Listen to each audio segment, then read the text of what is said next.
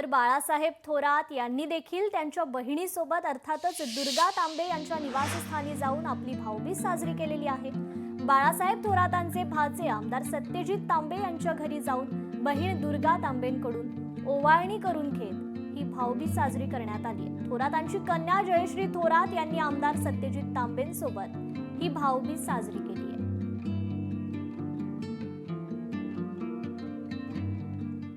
आज भाऊबीज आहे। शेवटचा असा हा एक दिवस आहे जो बंधू आणि भगिनीच्या प्रेमाचं प्रतीक ते असतं आणि बंधुभावाचं प्रतीक असतं। दीपावली सणच बंधुभावाचं प्रतीक सांगणारा आहे।